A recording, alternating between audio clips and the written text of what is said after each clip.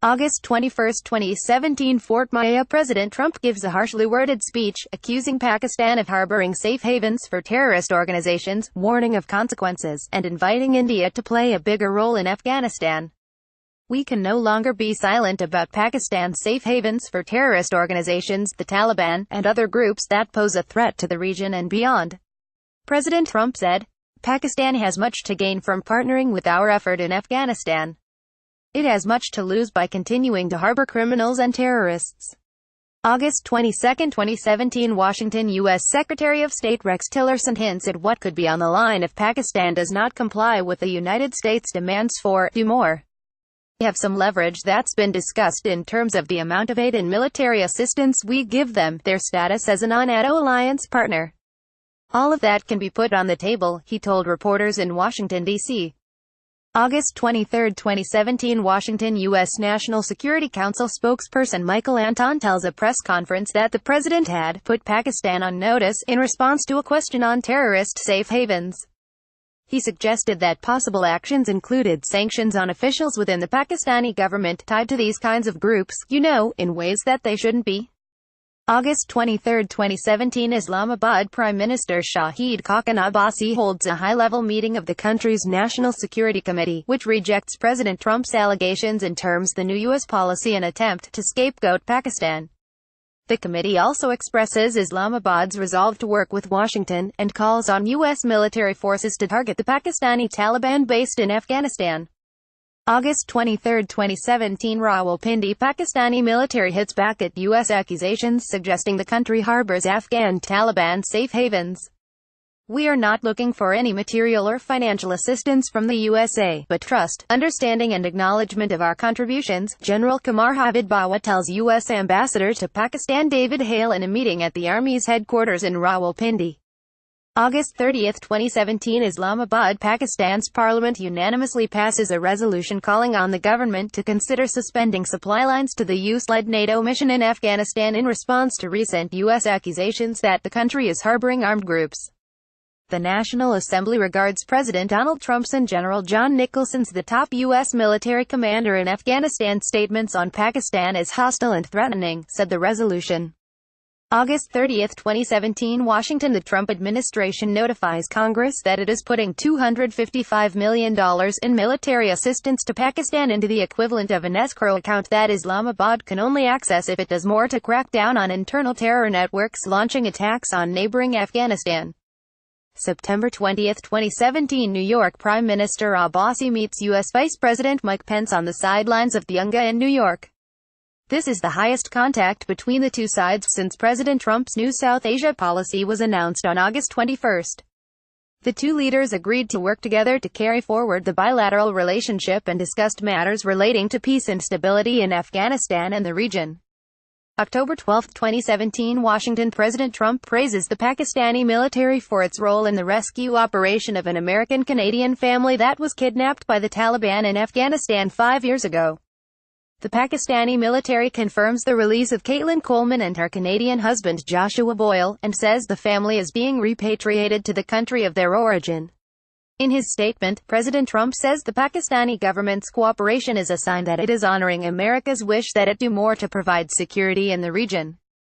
October 12, 2017, Islamabad. An interagency U.S. delegation led by Lisa Curtis, Deputy Assistant to the President and National Security Council Senior Director for South Asia, visits Pakistan and holds talks at the Ministry of Foreign Affairs.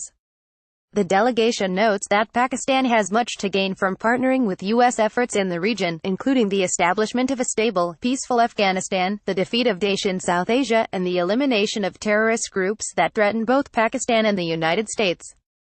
The delegation also expresses their gratitude to the government of Pakistan and the Pakistani Army in particular for their cooperation in securing the release of the Boyle-Coleman family from captivity. October 16, 2017, Kurram Agency. At least 26 people are killed in a U.S. drone strike along the Pak-Afghan border near Kurram Agency. October 17, 2017, Washington. Secretary of State Rex Tillerson calls Prime Minister Abbasi after the safe recovery of the Boyle-Coleman family by Pakistani security forces. October 19, 2017, Washington. U.S. Vice President Mike Pence meets with Prime Minister Abbasi. The two leaders agreed to maintain high-level engagements to strengthen cooperation in areas of mutual interest. Vice President Pence thanks the Pakistani Prime Minister for his government's assistance in recovering the Boyle-Coleman family. The American statement also underlines the point that the militants were being held in the tribal areas of Pakistan.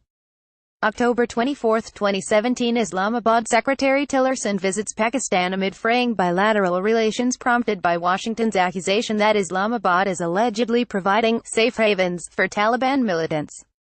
Secretary Tillerson is greeted by a mid-level Pakistani Foreign Office official and U.S. Ambassador David Hale at the military airport in Rawalpindi, a welcome without the pomp that usually accompanies high-level visits.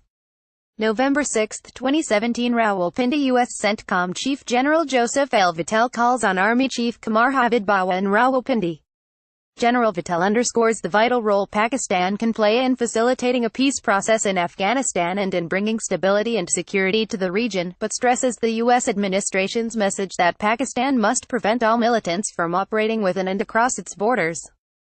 November 11, 2017, Islamabad. In an interview with Al Jazeera, Interior Minister Hassan Iqbal denies the presence of terrorist safe havens in Pakistan. "We have paid a heavy price. More than 6,000 security personnel have laid down their lives. Over 70,000 people have become victim. Either they died or were injured in terrorism-related incidents. A country that has paid such a heavy price can never be friends with any terror groups. We want to make Pakistan a peaceful country." December 4, 2017, Islamabad. U.S. Secretary of Defense General Mattis visits Pakistan. Even though the public messaging from the meeting is relatively muted, it is clear that attempts to clear the air and bring the two sides onto the same page have failed. Secretary Mattis said a common way needed to be found for continuous ties with Pakistan, as per a statement released after the meeting. Al Jazeera runs a story with the headline, "US-Pakistan Stalemate Persists After Mattis Visit." December 4, 2017, Rawalpindi. In an ISPR statement, Pakistan's army chief says Pakistan had done more than its due share despite capacity constraints in the war against armed groups. "We have eliminated safe havens from Pakistan's soil but are prepared to look into the possibility of miscreants exploiting Pakistan's hospitality to the Afghan refugees to the detriment of our Afghan brothers." December 21, 2017, Islamabad Foreign Office spokesperson Mohammed Faisal tells reporters that Pakistan has long been at the forefront in the fight against regional and global terrorism. "It is because of Pakistan's cooperation with the international community, acknowledged and appreciated by the U.S. leadership, that the Al-Qaeda core was decimated from the region." December 22, 2017, Rawalpindi. Pakistan's military and civilian leadership reaffirms the country's commitment to maintaining full-spectrum nuclear deterrence and reiterates the robustness of its nuclear safeguards. Pakistan's National Command Authority (NCA), which oversees the country's nuclear weapons program, met for the first time in almost 2 years in Rawalpindi. December 22, 2017, Kabul. U.S. Vice President Mike Pence makes a surprise visit to Kabul to shore up morale amongst the troops, and while assuring them that the U.S. will see this through, once again repeats that the president has put Pakistan on notice over the question of safe havens for terrorist groups. December 26, 2017, Parashinur. A U.S. drone attack along the Pakistani-Afghan border reportedly strikes and kills a Haqqani leader. December 27, 2017, Washington. In a note for the New York Times, Secretary of State's Rex Tillerson writes, "We are prepared to partner with Pakistan to defeat terrorist organizations seeking safe havens, but Pakistan must demonstrate its desire to partner with us."